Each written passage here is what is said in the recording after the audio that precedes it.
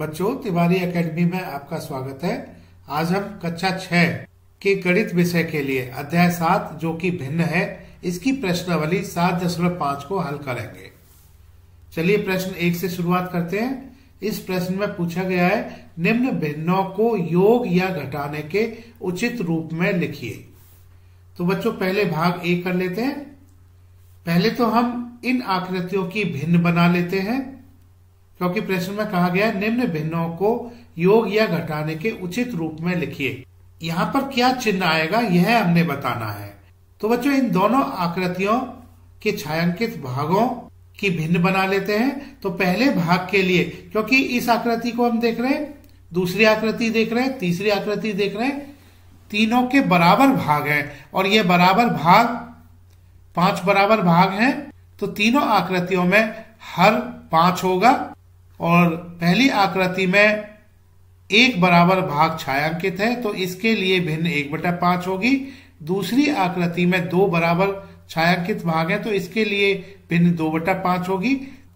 तीसरी आकृति में छायांकित भाग 3 है, तो इसके लिए भिन्न 3/5 होगी। तो बच्चों 1/5 और 2/5 के बीच में क्या चिन्ह आएगा? धन आएगा या ऋण आएगा। और हम देख रहे हैं कि ये 3/5 तीसरी भिन्न है, तो हमने 1/5 और 2/5 के बीच में धन चिन्ह लगाना होगा, क्योंकि जो तीसरी आकृति है इसमें छायांकित भागों की संख्या बढ़ गई है।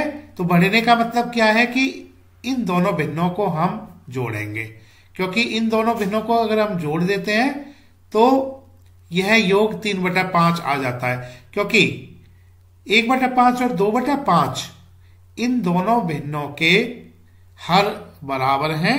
तो इनको दोनों भिन्नों को हम समान भिन्न कहेंगे और समान भिन्न यहाँ पर इन दोनों भिन्नों के हर बराबर है। तो 1/5 धन 2/5 यह हो जाता है, हर समान होगा 5 और इनके अंश को हम जोड़ देंगे, तो अंश 1 धन 2/5 और ये आ जाता है 3/5। भाग बी में बच्चों ये 3 वृत्त दिए गए हैं। इन तीनों वृत्तों के बराबर भाग 5 बराबर भाग किए गए हैं और पहले भाग में हम देख रहे हैं इसके लिए भिन्न 5/5 होगी, क्योंकि सभी भागों को छायांकित कर दिया गया है। दूसरे वृत्त में हम देख रहे हैं इसके 3 बराबर भागों को छायांकित किया है, तो इसके लिए भिन्न 3/5 होगी। अब हम देख रहे हैं इनका जो इन दोनों भिन्नों का जो परिणाम है, परिणाम के रूप में यानी हमें मिल रहा है 2/5, क्योंकि छायांकित भाग कम हो गए हैं। अगर हम परिणाम देखें तो इसका मतलब यह हुआ इन दोनों भिन्नों के बीच में ऋण चिन्ह आएगा, क्योंकि इन दोनों के भिन्नों के हर समान है, 5 है।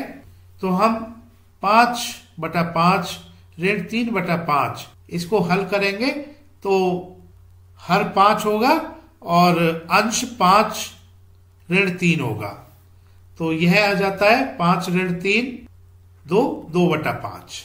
तो यह हम परिणाम भी यहां पर देख रहे हैं। इसके लिए जो भिन्न है, क्योंकि 2 छायांकित भाग है और इसके लिए भिन्न 2/5 होगी, तो इन दोनों भिन्नों के बीच में ऋण चिन्ह आएगा। तो पहले भाग में धन चिन्ह आएगा, दूसरे भाग में ऋण चिन्ह आएगा। इसी तरह से हम भाग सी को करेंगे। भाग सी में हम देख रहे हैं कि पहले आकृति के लिए इसके छायांकित भागों के लिए जो भिन्न बनेगी ये 2/6 बनेगी। दूसरी आकृति के लिए भिन्न 3/6 बनेगी। और हम देख रहे हैं कि जो परिणाम वाली आकृति है इसमें छायांकित भागों की संख्या बढ़ गई है, तो इन दोनों भिन्नों के बीच में हम धन चिन्ह लगाएंगे। और तीसरी आकृति की भिन्न 5/6 होगी। और अगर हम 2/6 और 3/6 को जोड़ें, इनके हर बराबर है तो हर 6 होगा और अंश को हम जोड़ेंगे तो जो भिन्न बनेगी यह 5/6 बनेगी। तो 2/6 धन 3/6 यह 2 धन 3 बटा 6 होगा और परिणाम के रूप में हमें 5/6 मिलेगा, जो कि जो परिणाम वाली आकृति है उसकी भिन्न 5/6 है। तो इन दोनों के बीच में धन चिन्ह आएगा। बच्चों प्रश्न 2 हल कीजिए। पहले हम भाग ए कर लेते हैं। भाग ए में 2 भिन्न दी गई हैं, 1/18 और दूसरी भिन्न भी 1/18 है। बच्चों दोनों भिन्नों के हर बराबर हैं, तो इनके हम अंश को जोड़ेंगे तो 1-1/18 होगा। तो 1-1 2, 2/18 और 2/18 के लिए हम लिखेंगे 2 को 2 गुणा 1, 18 को 2 गुणा 9, 2 से 2 कट जाता है तो यह हमें 1/9 मिल जाता है। तो 1/18 धन 1/18 बराबर 1/9 होगा। भाग बी में संख्याएं दी गई हैं, भिन्न दी गई हैं, 8/15 धन 3/15। इन दोनों भिन्नों के भी हर बराबर है, तो हर हम 15 लिख लेते हैं और अब हम अंश को जोड़ेंगे। 8 धन 3/15, 8 धन 3 11 हो जाता है, 11/15। तो 8/15 3/15 11/15 होगा। भाग सी में दोनों भिन्नों को घटाना है। एक भिन्न 7/7 है, इसको घटाना है हमने 5/7 से। दोनों भिन्नों का हर बराबर है, तो हम अंश को घटाएंगे 7 घटा 5, तो यह भिन्न बन जाती है 7 घटा 5 2 होता है, 2/7। तो 7/7 माइनस 5/7 बराबर 2/7। भाग डी में 2 भिन्नों को जोड़ना है। 1/22 को जोड़ना है 21/22 से। बच्चों दोनों भिन्न के हर समान है, तो हम 1 को 21 के साथ जोड़ेंगे तो यह भिन्न हो जाती है 21 धन 1 22, 22/22। 22/22 को हम 22 गुणा 1/22 गुणा 1 लिखेंगे, तो 22 से 22 कटने के बाद 1/1 1 होता है, तो 1/22 प्लस 21/22 बराबर 1 होगा। भाग ई 12/15 माइनस 7/15। इन दोनों भिन्न के हर बराबर है 15, तो हम अंश को घटाएंगे 12 घटा 7, 12 घटा 7 होता है 5, तो ये भिन्न हो जाती है 5/15। 5 को हम 5 गुणा 1 लिखेंगे, 15 को हम 5 गुणा 3 लिखेंगे, तो 5 से 5 कटने के बाद हमें 1/3 मिल जाता है, तो 12/15 माइनस 7/15 बराबर 1/3 होगा। भाग एफ 5/8 धन 3/8। इन दोनों भिन्नों में भी हम देख रहे हैं हर बराबर हैं, तो इन दोनों का योग हो जाता है, अंशों को जोड़ेंगे 5 धन 3/8, तो यह हो जाता है 5 धन 3 8/8 और 8/8 को हम 1 लिखेंगे। भाग जी में भिन्न दी गई हैं 1 और 2/3। बच्चों इस 1 को हम 1/1 लिख सकते हैं, तो 1/1 को हमने घटाना है 2/3 से। प्रश्न था 1 घटा 2/3, इस 1 को हम 1/1 लिखेंगे ऋण 2/3। अब बच्चों अब इन दोनों भिन्न के हर एक समान नहीं है। हर एक समान बनाने के लिए पहली भिन्न के अंश और हर को हम 3 से गुणा कर सकते हैं। तो 1/1 को अगर हम 3 से गुणा करेंगे इसके अंश और हर को, तो यह भिन्न हमें 3/3 मिल जाती है। तो 1/1 को हम 3/3 लिख सकते हैं घटा 2/3। अब इनके हर एक समान हो गए, तो हम अंश को घटाएंगे 3 घटा 2, तो यह हमें भिन्न अब मिल जाती है 1/3। 3 घटा 2 1 होता है, तो 1/3 हमें यह भिन्न मिल जाती है। तो 1 घटा 2/3 यह 1/3 होगा।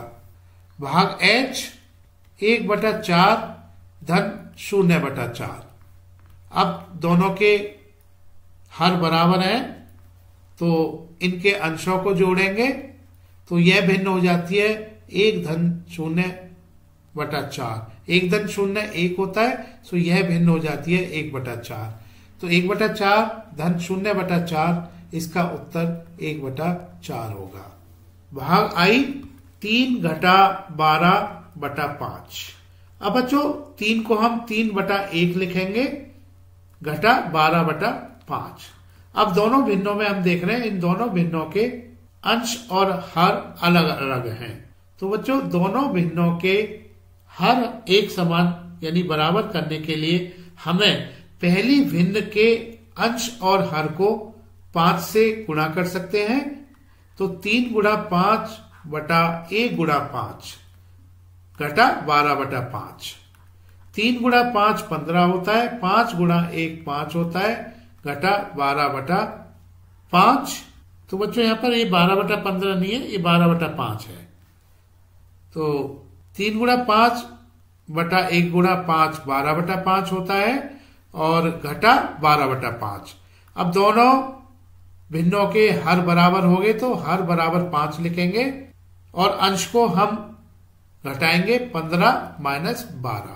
15 माइनस 12 3 होता है, तो ये भिन्न परिणाम के रूप में हमें मिल जाती है 3 बटा 5।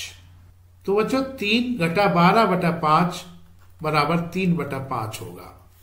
चलिए प्रश्न 3 करते हैं। शुभम ने अपने कमरे की दीवार के 2/3 भाग पर पेंट कर दिया। उसकी बहन माधवी ने उसकी सहायता की और उस दीवार के 1/3 भाग पर पेंट कर दिया। उन दोनों ने मिलकर कुल कितना पेंट किया? अब बच्चों शुभम ने तो किया था 2/3 भाग कमरे की दीवार का, उसकी बहन माधवी ने उस दीवार का 1/3 भाग पेंट किया।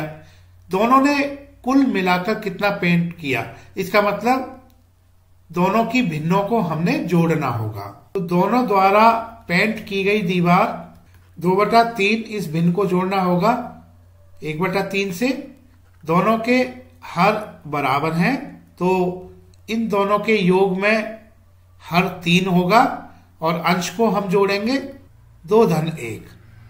तो 2/3 धन 1/3 2 धन 1/3 होगा। 2 धन 1 3 होता है, 3/3 और ये 3/3 को हम 1 लिखेंगे। इनको 3 से भाग करेंगे तो यह 1 आ जाता है। तो इसका मतलब यह हुआ दोनों ने मिलकर पूरी दीवार पेंट कर दी। प्रश्न 4 रिक्त स्थानों को भरिए। बच्चों भाग ए करते हैं। पहले हमने रिक्त स्थान भरना है, यानी कि इसमें क्या भिन्न आएगी। अब हमें 7/10 को घटाना है किसी भिन्न से, जिससे कि हमें परिणाम के रूप में 3/10 मिल जाए। तो बच्चों इसका मतलब यह हुआ यह भिन्न 7/10 से छोटी होगी, जिस भिन्न को घटाना है। अब इसका उत्तर प्राप्त करने के लिए हम 7/10 को 3/10 से घटा लेते हैं। तो बच्चों दोनों का हर एक समान है, 10 है, तो हर 10 आ जाता है और अंश 7 - 3 होगा। तो यह आ जाता है 7 - 3 4/10। तो इसका मतलब यह हुआ कि 7/10 में से अगर हम 4/10 घटाएंगे तो हमें परिणाम के रूप में 3/10 मिल जाता है। तो इसको हम यहां सत्यापित भी कर सकते हैं। 7/10 को अगर हम 4/10 से घटाते हैं, देखो हर बराबर है, तो यह आ जाता है 10 और 7 घटा 4 यह 3 होता है। तो यहां पर रिक्त स्थान में 4/10 आएगा। भाग बी करते हैं। भाग बी में यहां रिक्त स्थान भरना है, इसको घटाना है 3/10 से, जिससे कि परिणाम के रूप में हमें 5/21 मिल जाए। तो इस रिक्त स्थान में यहां पर रिक्त स्थान में ऐसा भिन्न आएगी जो कि 3/21 से बड़ी होगी और हमें परिणाम 5/21 मिलना चाहिए। तो बच्चों यहां पर अगर हम 5/21 को 3/21 से जोड़ देते हैं तो यह हमें 8/21 मिल जाता है। तो यहां पर जो भिन्न होगी वो 8/21 आएगी, क्योंकि 8/21 को अगर हम घटाएंगे 3/21 के साथ तो हर तो बराबर है, तो 8 घटा 3 करेंगे तो ये आ जाता है 5/21। तो ये सत्यापित भी हो रहा है। तो इस रिक्त स्थान में 8/21 आएगा।